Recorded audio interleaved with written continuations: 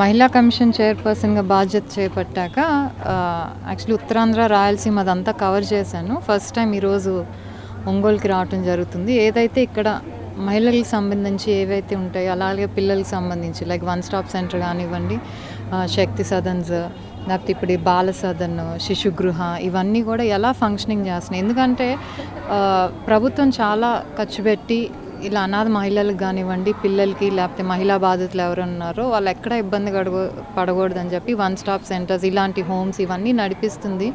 So functionings అనేవి బాగున్నాయి. Just ప్రభుత్వం పెడితే సరిపోదు కదా, కింద గ్రౌండ్ లెవెల్ ఎలా మేనేజ్ అవుతున్నాయని చూడటం కూడా ఒక ఇంపార్టెంట్. అలాగే మనం అవేర్నెస్ సెషన్స్ అనేది ఎలా జరుగుతున్నాయి. ఎందుకంటే ఇప్పుడు ఈ బాల సదన్లో అయితే పిల్లలు ఎలా ఉన్నారో వాళ్ళకి కేవలం చదువే కాదు, చిన్నపిల్లలు కొన్ని మంచి చెప్పాలి, like good touch, bad touch. ఎందుకంటే చాలామంది అనాథలు పేరెంట్స్ ఉండే చెప్పడానికి వీళ్ళు ఆ బాధ్యత తీసుకొని ఇక్కడ వాళ్ళు చేస్తున్నారు కాబట్టి ఎడ్యుకేషన్తో పాటు ఇలాంటివి కూడా ఇంపార్టెంట్.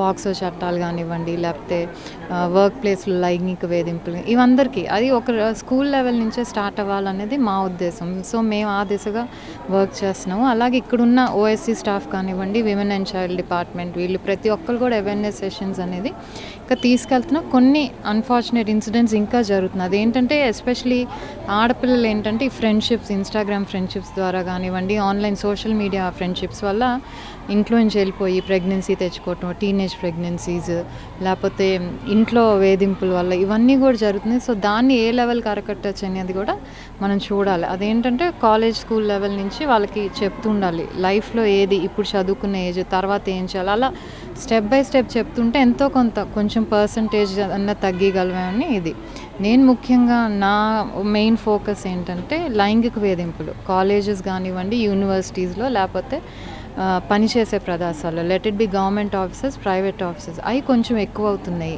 సో దాని మీద ఎక్కువ ఫోకస్ పెట్టి, ఎందుకంటే జరుగుతున్నా కూడా రిపోర్టింగ్ అనేది బయటికి రావడానికి భయపడుతున్నారు వివిధ కారణాల వల్ల.